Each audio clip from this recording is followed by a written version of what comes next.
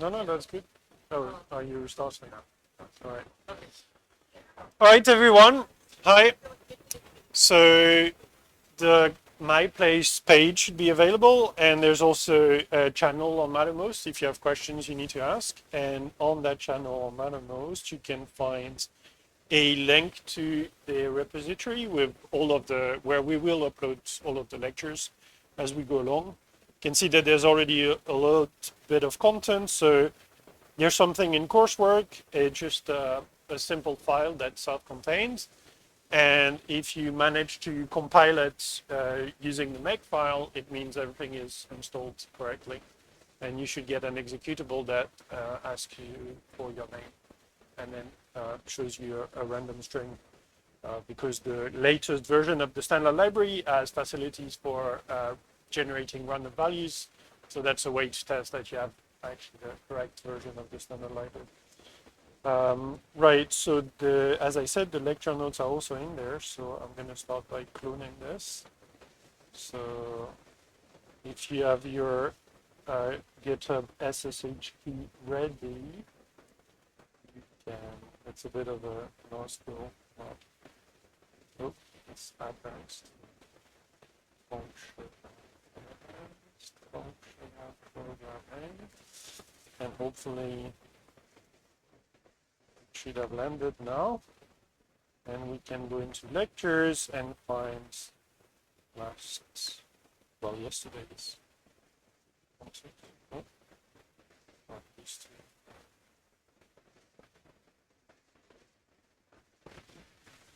And if you want to take over and remind us of what we did. So I'm doing the previously bit. Mm-hmm. So we showed defined ordinary lists with a nil constructor and this comma minus thing being an infix cons operator. So same ideas as Pascal's nil and cons, locally different notation. Remember single colon for types. We showed that when you're in the process of writing programs, you can get Agda to split problems into cases for you. That's to say, it uses the type definitions to figure out for you which cases are possible, which is how we built this thing. So this was, so this is, okay, just go through them. So here's append, which works for any element type X.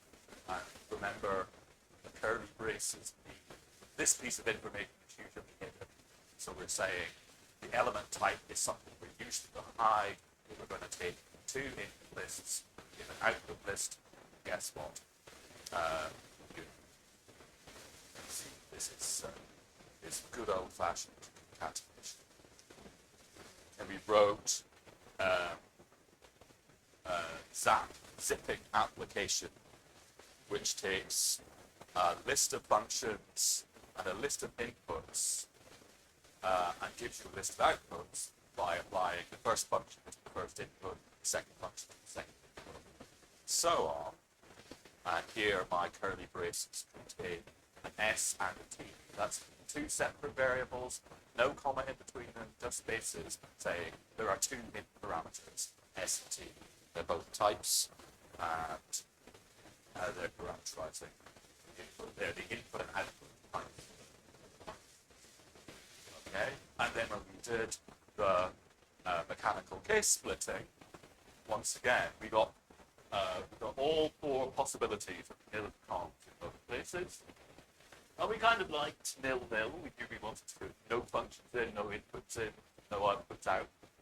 And we kind of liked it when we had two consors because we got a function, something to apply it to, and we could apply the first function to the first input going. And we were a bit less happy in the off-diagonal cases where one of the lists is empty and the other one wasn't. And that was kind of a bit frustrating, and there was nothing we could do except give back the empty list, because what we really wanted to do was, it's always half the comedy of these lectures is two of us use somebody else's. So, you know, so if I, for example, comment out this 2 lines I don't like, and then reload the file, Agda catches me out straight away. So that's the deal here. When you say this has a function and it has this input type and that output type, you are, unlike in Haskell, making a promise that if somebody supplies an input, you will give an output. And you know, that level of honesty is refreshing when you receive it, but sometimes a little bit tricky to achieve. So here goes. Then we try to write the head and tail function, so to give us the first element of the list and the whole rest of the list. And we were able to write tail because you know, when we get x cons x's, then x's is the tail, which is taking the first element of. And when we get an empty list in, again, we're kind of annoyed, right? You know, in Haskell, tail of the empty list just crashes. Well, we're not allowed to just crash, so because we've got to keep promises. So again, we don't really like this case, but we're kind of forced to give out the empty list because there's nothing else we can really do. And then we finished off trying to write head, where instead of giving the rest of the list, we want the first element of the list, and that's fine when there is one. But in the case that the list is empty, we see that we know nothing about the type X. We don't have any elements of it, and we're being asked to deliver an element of type X, and we made a promise that we have no hope of keeping. So we're going to have to think about this a little bit harder. All right. Let's think. So a typical Haskell solution, which you may actually have seen in the past, is to say, okay, well, we don't want the empty case, so let's just define another type where we don't have the empty case. So you could say, I'm going to define list 1. It's the type of non-empty list, so it is parameterized the same way. It's also a set. And now there's just a single constructor which corresponds to the head one. So if I have a head and a tail, then I have a non-empty list. And you can see that here, the tail itself is not necessarily non-empty, right? I only have a guarantee about the head of the definition. So this is all well and good, and you can define head 1, let's say. Oh, I'm going to get annoyed very quickly with repeating the parameter. So I'll just introduce this thing. All right, so this variable block here, Agda has a very strong declare before use kind of approach to everything. So you can't define a function if you haven't given its type signature first. And similarly, you cannot have these kind of automatically generalized over type variables if you have not declared them first. So if I don't have this, I will get a scope error here. It will tell me, I don't know what X is, but if I go through the extra step of saying, well, every time you see an X and it's not yet bound, you can just declare that it's an arbitrary set. Then Agda will accept this definition. And the powerful thing is that it's not just limited to types, right? You can say this is a list. Well, actually, you can say every time you see an X's, it will be a list of X. And it might be that I'm mentioning X's without mentioning X. So it will both introduce the fact that X is a list of X and that X itself is a type. So then you can have really compact types, but what the meanings of the various variables is very easy to predict because you had to declare beforehand what it is that you wanted. Anyway, so we can There's nothing really magical about it. What that I'm doing is it's listed arguments, X is Right. where needed. Right. So this is the same as this, morally, after the variable declaration. Well, Maybe another thing to point out is that when beyond defined list 1, notice that he used the same constructor name. oh yeah. So Akka allows this. Have the same name for the constructors for different data types. It will infer which one you want based on which type. for instance. Yeah, because you have so much type information available. When it sees an overloaded constructor, it can just look at the type it expects, and then it says, okay, it's that version of the constructor. So we can use our interactive machinery, so Control-C, Control-C to split. Then I'm just pressing enter. It will introduce the one argument, function taking one argument and outputting one. So it introduces it with a terrible name, but I don't really care because I'm going to be splitting on it. Control-C, Control-C again, but this time with the name of the argument. And now I actually only have the case of interest. So that works well for head. We got rid of the annoying case where we couldn't even come up with a value if we have an empty list. But it doesn't solve all of our problems. So in the ZAP example, if you're looking a bit carefully, you can see that so this wouldn't be, well, all three of these cases actually would, maybe I should just write it rather than trying to explain. Yep. Copy, paste. Oh. See, we're pasting from different sources too. That's not good. All right. So if we have two non-empty lists, the only thing we know is that at the heads of the empty lists. So I'm going to split on both variables. I have a guarantee that here I have at least one F and at least one X. So I can produce the first output. But then if I look at the type for the tail of this non-empty list, I am back to my original problem. Okay? I have a list of functions, a list of values, and I need to generate a list of outputs. And this is exactly the type of ZAP. So I got rid of the annoying cases at the top level, but below them, because I have no guarantee that the list actually have the same shape, I am facing the same issue. So this approach saying that things are non-empty works well when you only care about the head constructor, because that's the only thing it's telling you, right? It's only telling you this is starting with a cons, but then all bets are off on the end.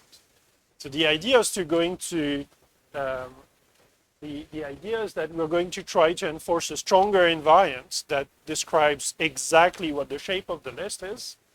And if you're thinking of a list, well, the shape is not that complicated, right? You either have a bunch of conses and a nil, or you just have a nil. So morally, you just have a number telling you how many conses you have in front of the nil, of the last value. So this non-empty list here can be generalized to a list of size n approach. And then we'll be able to say that a list is non-empty if the natural number is non-zero. But when, so it will give us again something like head 1. But crucially, in the ZAP case, we'll be able to say that two lists have exactly the same structure because they have the same number of conses. And so if we consume them in lockstep, we will always be able to match a function with its input. We will never have a mismatch in the constructors that are exposed. So how do we do this in, well, I guess here I could use this, well, how do we do this in Acta? Well, to be able to talk about numbers, we need to first define them. That's, so when we're using the standard library, we actually have access to them. But here, let's just go through the definition of the natural numbers.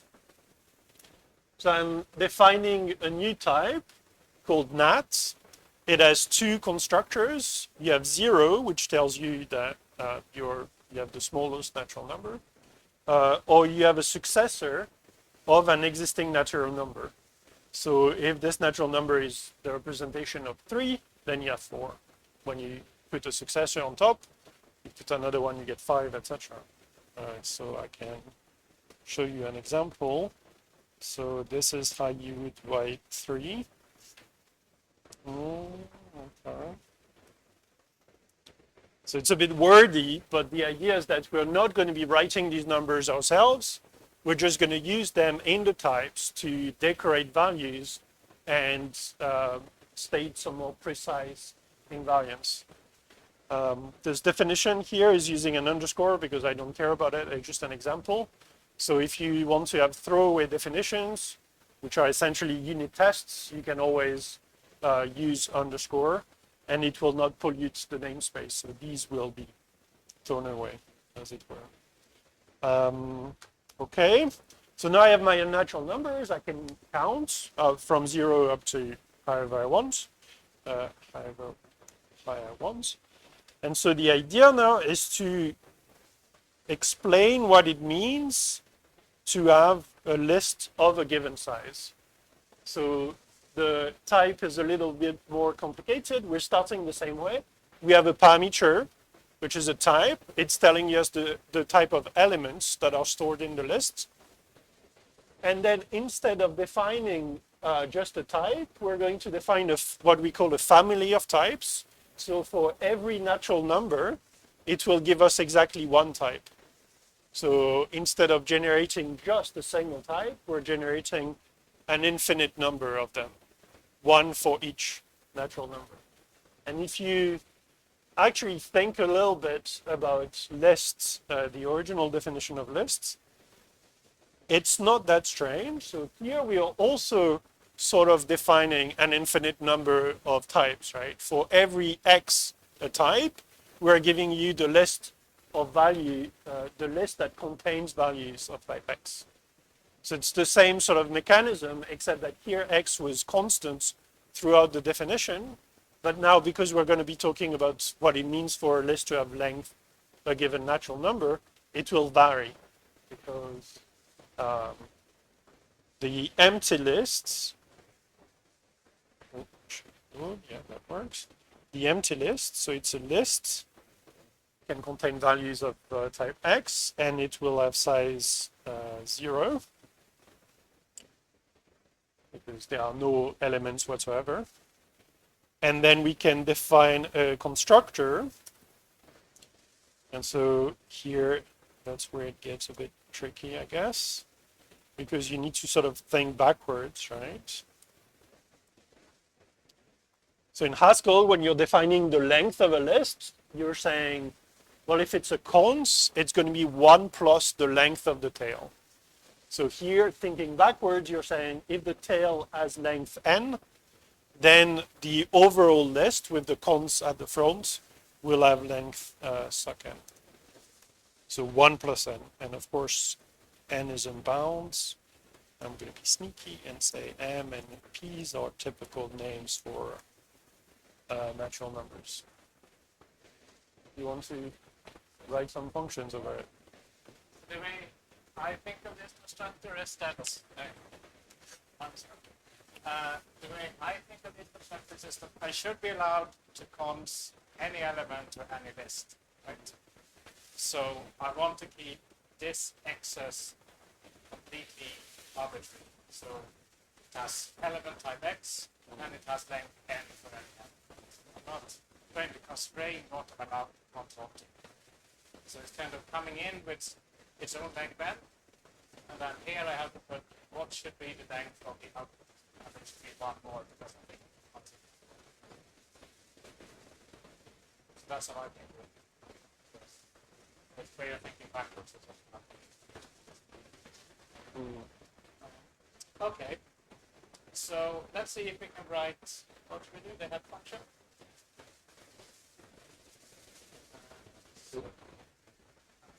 Sorry.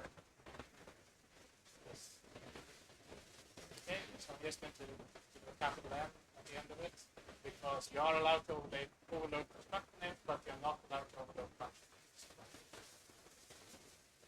Okay, so here we want to take less than x and return x. Well, let's see what happens. If I do this, okay, I'm going to pattern match on x's. But then, because I don't know what the n is, I still have to deal with the case where n is 0, so I still have to deal with the n-test.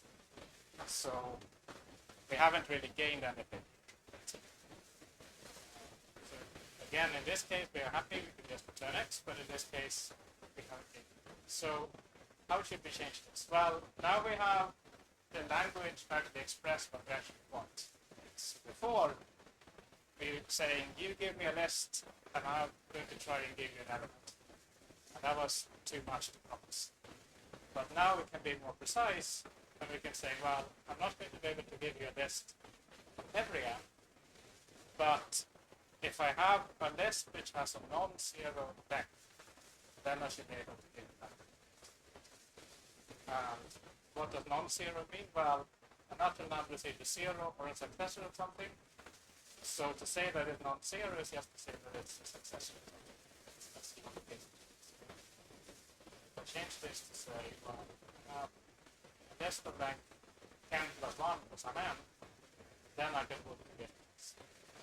So what happens if you just reload here with Yeah. So if I just reload, then it says that well, you should not give it like this. But typically I would start from the beginning. It's not a good idea to type in some random things and then change the type to random things. Better to start and do things. So now we're here again. Okay, I can split on x's like I did before. And luckily, you only get one case because the other case is impossible. Can't be the case that if I have something of length n plus 1, then that thing is the emptiness. Because 0 is not the same thing as that. It's important to notice that something clever just happened. Right? So when we were taking lists apart, it was kind of pretty boring because you don't have to think too hard to see that any list of x can be nil or const. Right? There's no reasoning. But some reasoning happened here. Agda didn't even show us that nil was a possibility because it's not a possibility. Right? So Agda is working through doing it. Agda actually works quite hard when you do the electric case split to look at all the type information and figure out which cases are actually possible. And some of them might not be, like here. So you need in your head a model of the kind of reasoning that Agda is going to do in it when it's making that process work. And exactly what it's doing is exploiting the knowledge that the constructors of a data type are different from each other. So it's ruling out nil because nil has length 0 and the thing we're splitting has length successor of something, and 0 and successor, because they're different constructors of the same type, are different from each other. It's also able to use the fact that constructors are injective. So if you get an equation successor of A equals successor of B, that can only be true if A equals B. So what it's doing is matching up the patterns of constructors that show up in the types. And if they match, you get a case. If they don't match, then that case is removed. So that's some genuine, fabulous work that the type checker is doing to pay you back for a statement of intent. Okay, let's try to do one more. So we have the sat function. See if we can make this one without the fancy types. So I'm going to change all the lists to list L. If I do that, then I have to think about what kind of length do I want these things. So if I'm not thinking too much, then I would say, okay, I get some list of length n and some of length m, and then I'm going to return one of length p. That would kind of be the non-thinking version. Just take the old type, change it to a new version, which is saying the same thing. But I think I'm going to have a hard time doing this because if I'm just given two lists of some length, how can I possibly produce a list of length equal to 17?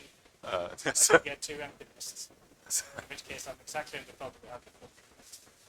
So if you think back to what our problem was, it was that we wanted to avoid these cases where we ran out of functions and we ran out of arguments, not in lockstep. So now we have the language to say this. We can say that I want n functions and I want the same number of arguments. And then I can also say, so that's what I'm asking of you, but then I can give you a promise back that I'm actually going to produce as many outputs as you gave me inputs. I can say n, n, n. It's just a coincidence that all of these have to be the same. But that's a very powerful thing that we can now exploit. So this is this. N, S. Right. What happens? Show us the context very carefully. Because that tells us what we currently know. We know that F's and S's are both lists of length n. Now watch what happens. So now we can do what we did before, right? We're going to case split on F's and S's both at the same time. Do them one at a time, Okay. I suggest. Okay. So I'll start with the functions. Okay. It's either empty or non-empty because I don't know what n is, right? So n could be 0, n could be successful something. Now I can look what happened here in this case. So in this case, my list of functions had length 0. But my list of arguments had the same length as my list of functions. So if my list of functions is empty, then that means that n must be 0, which means that in fact if I try to case split on S's, S's must also be empty. In which case, I'm very happy with the back to list. In this case, case split and I had some functions. David, this. Okay. So I had some functions. That means that my n must have been sum of something. Which means that my inputs must have had length sum of something as well. So I can pattern match an SS to see what that could be. See that it must have been a box. Because the empty list of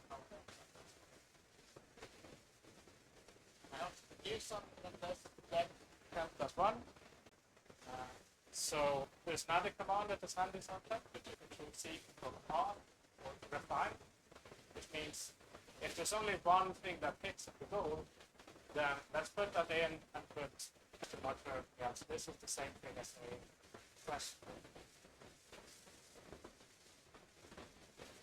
Control C, Control R, and there's noticing that it's exactly one constructor that fits here. It's the const constructor.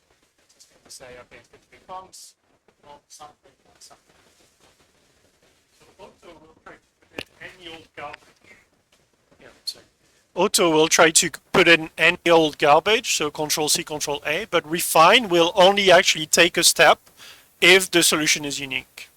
So if it's confused, if there are potentially multiple steps that can be taken, it will just tell you what the steps are, but it will refuse to make any moves. So this is a very safe thing to be trying to do, whereas Auto, it's a bit all bets off.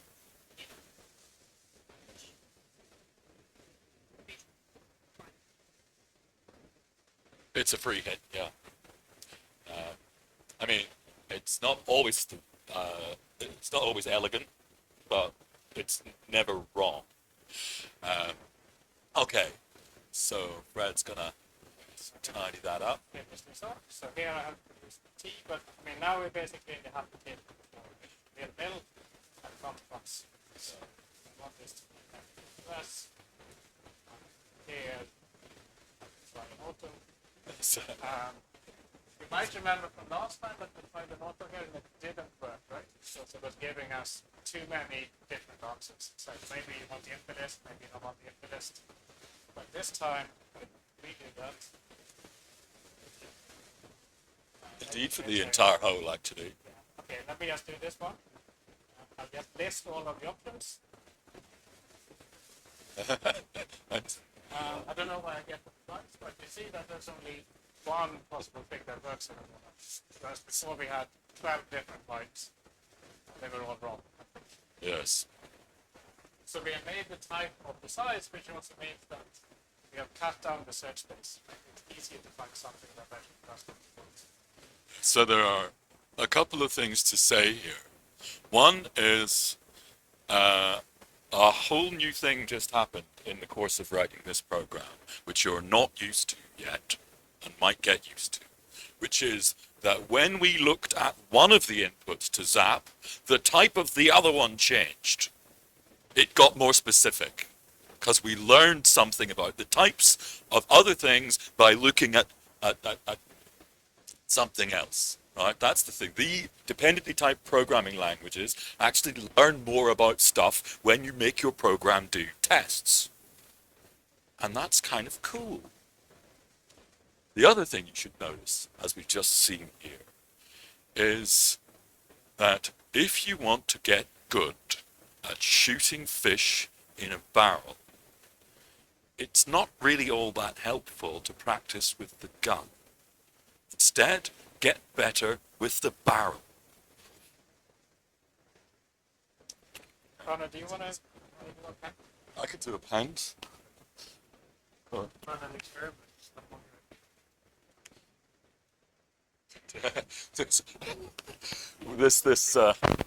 This ridiculous microphone game is going to happen. It is so constrained that Agda might actually be able to. That used to work. Yeah. Right. Yes, so there's a version of Auto with -C that says, actually, you're also allowed to do your own case analysis. And sometimes it just gets in.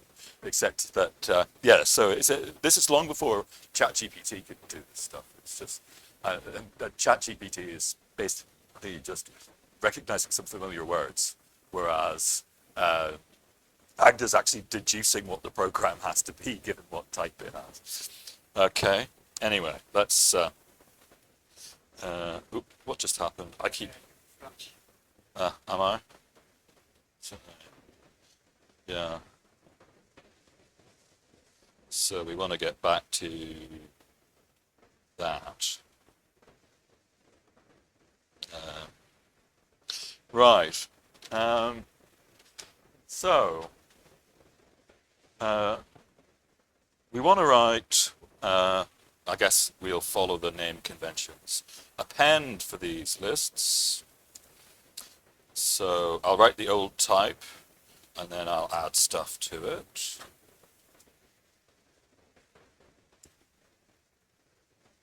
Okay, so that was what we had before. And now we want to use our lists with known lengths. And this is going to be n, and this is going to be n, right? We shouldn't actually be prejudicial about how long the lists are that we're going to append. But can we figure out how long the list we're going to get back is?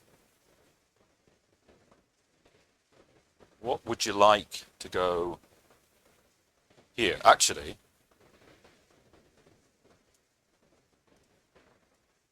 you can even write question marks in types and load the file.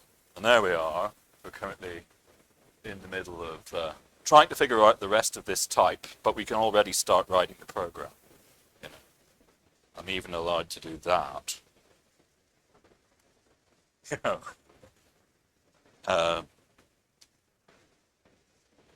And in fact, I know that if I append nil to y's, I should get y's. And we know what we wanted from before. Oop.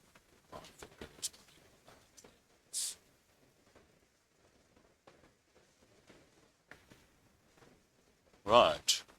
So this is fun. Again, I'm doing Control C, Control Dot to say,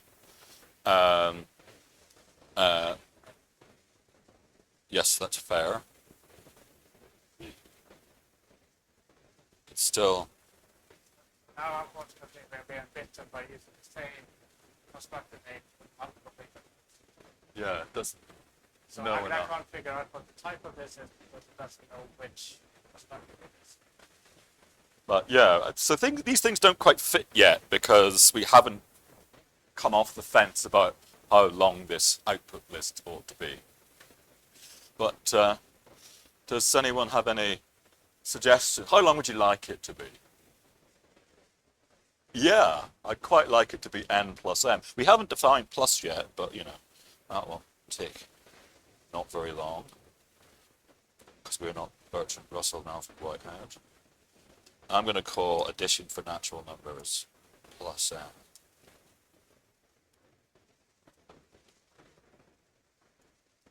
Small wars have been fought over the number of C's in suck.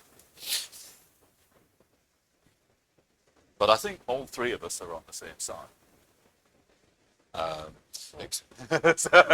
Yes. Although I sometimes think the number of C's in suck should be 0. But, anyway, right. So there are lots of ways to define addition that all do the same job, but this is not my first rodeo. And I want to define a version of plus that looks a bit like the kind of, that it's going to be compatible with our append operation, right? So our append operation is taking the first list apart. So I reckon I'd better take the first length apart, because that should be compatible with taking the first list apart.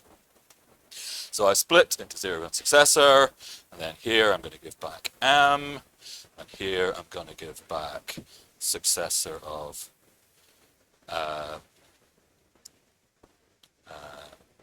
n plus m, and now I'm absolutely free to write n plus m there,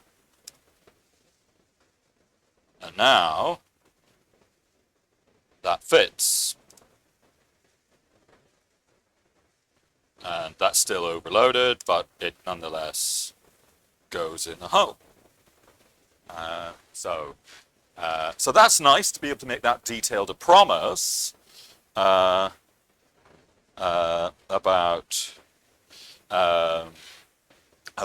the length we're going to get back from append. But the thing you ought to be wary of is that it is sensitive to the particular definitions of things that you choose. So, for example, if I replace this by m plus n, swapping those things around, now we're in the situation where Agd is busy taking apart the first list, the thing that's of length n, but we're doing a plus operation that's taking apart m, and those things don't line up anymore. Now, you know from early school that it doesn't matter which way round you add up two numbers. But Agda hasn't been to your school. The only thing that Agda knows about adding is that you do it that way. You know?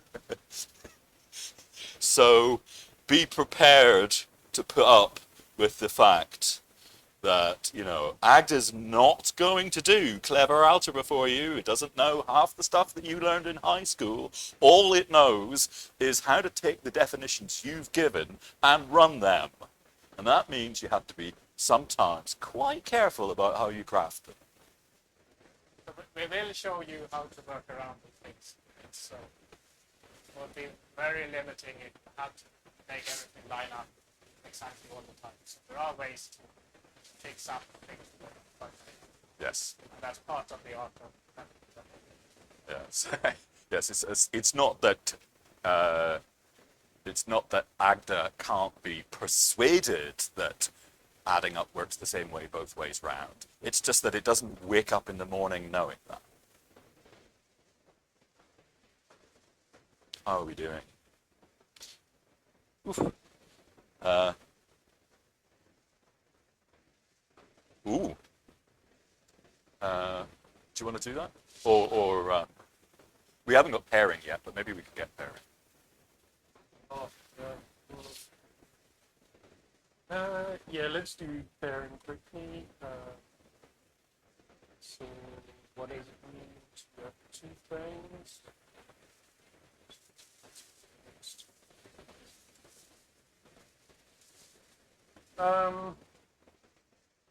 Okay, record, it's just basically the data type, but that's a bit special. So the syntax is slightly different, but more or less the same. It's saying that, so you have a constructor and then you have projections. So if you want to extract something, you don't need to take it apart explicitly. You can just apply the projection like you would apply the function, and it will do the job of like opening up the constructor and grabbing the relevant field. So this is a pairing construct. So if you have a value of type nat times list of that, for instance, how do you construct such a thing? Well, you use the constructor that's provided, and then you need to give a first component, which is of type the first type, so A. So I'm going to give the useful and then a second component, which is not the second. So I have this. And what I was suggesting we do is, Sorry, Guillaume, can I give a very down-to-earth example of record? So record is like your typical introduction to programming example, right? Imagine you have an employee who has a name and an age and a salary and so on. And you just put all of these things in one thing, right? So you have the first field and you have the second field, the third field, and to make one you have to fill in all the fields, and you have the projections which projects out the name from the employee record and so on. And here is the same thing, but we are kind of doing it generically. We are saying, well, if you have two types, then you can make a record which contains the first field and the second field, one from each type. I could just say something kind of hand-wavily logicy about it. The types you declare with data have a very kind of or-y sort of feel to them. You're saying a list is nil or a cons, whereas the things you declare with record are very and-y feel to them. You're saying a pair has a first and a second. So the distinction between them is which of the two ideas of or and is the more prominent for the concept you're trying to work with. yeah, so instead of defining a record, you could define a data type that has a single constructor, because you're taking the conjunction of all of the fields of the records. So there's no choice here in the constructor, but then you have the two fields. Of course, here you also have the projections that are given to you automatically, so just a bit more. But so what I wanted to look at is this split function that goes the other way compared to n, right? So you have a list whose length you note be n plus n, and then you want to take it apart into the prefix of length m, and then the suffix of length n. And you might be tempted to just inspect whatever the input is, but this is a very important error message to see. So here, Agda is just confused, so I don't know how to proceed. So when we're splitting earlier on a type for lists that we knew at length suck of m, because suck is a constructor, he was saying, okay, suck is not the same as 0, so it cannot be nil, but suck is the same as suck, and therefore it can be a cons, and I'm going to show you one case with a cons.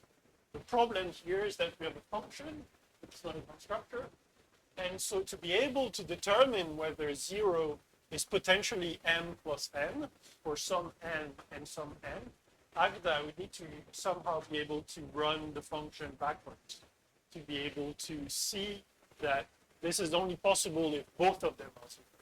For us, it's very easy to see. For Agda, it's extremely hard. And so it doesn't even try to do it. Yes, this is Agda's way of saying, that's too hard! So this is a good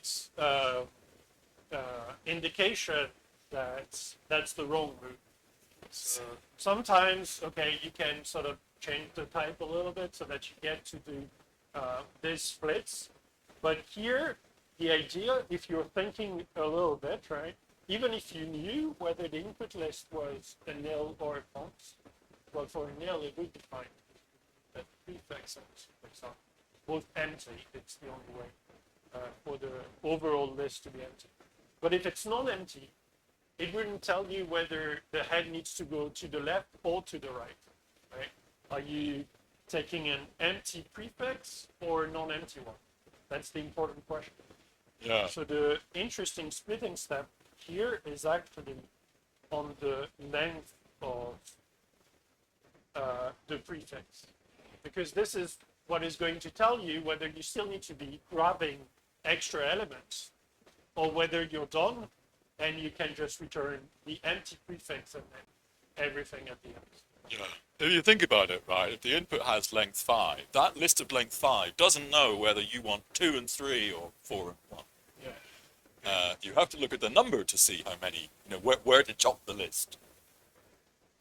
So if we split the number, right, so here I'm using this implicit application thing. So when you have these implicit values, you can still look at them and mention them. You just have to use the same curly braces you're using in the type, and then refer to them by name or by position, but in this case, because they're all implicitly introduced, you don't know in which order they were introduced. It's much safer to do by name.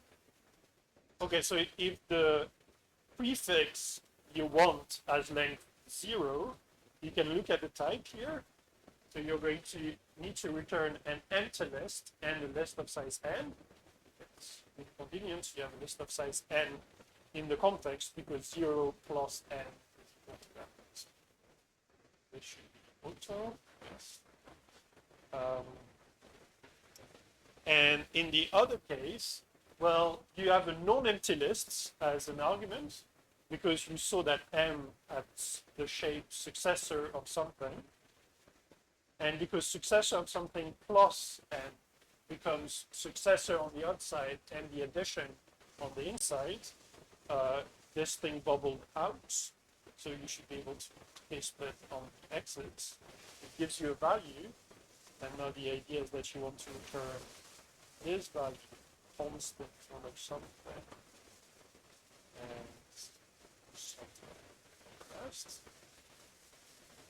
So you grabbed the first value to put into the prefix, but now you need to grab some more to continue splitting between the remaining m and n.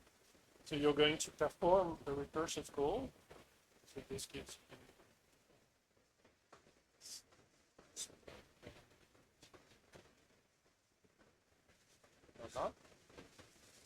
So now we're getting a lot of yellow. The yellow tells you, well, you can see the types here that are missing, right?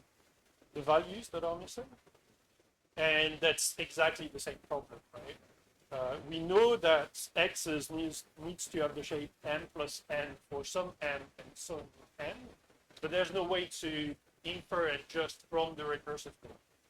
Luckily, I split this into prefix and here and feed the right parts into the right places. So if I want to take a prefix of size 1 plus m, I just take a prefix of size m and then put the head in front of it. And the suffix is whatever was that.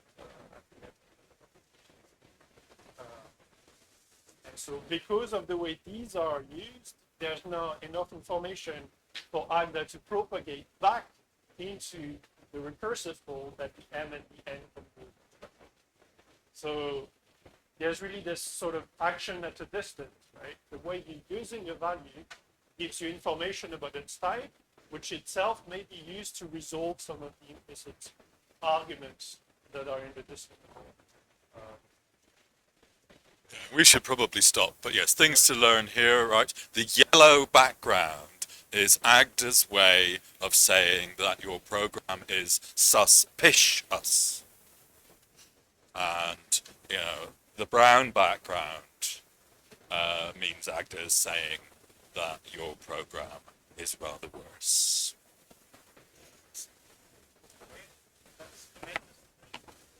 Yeah.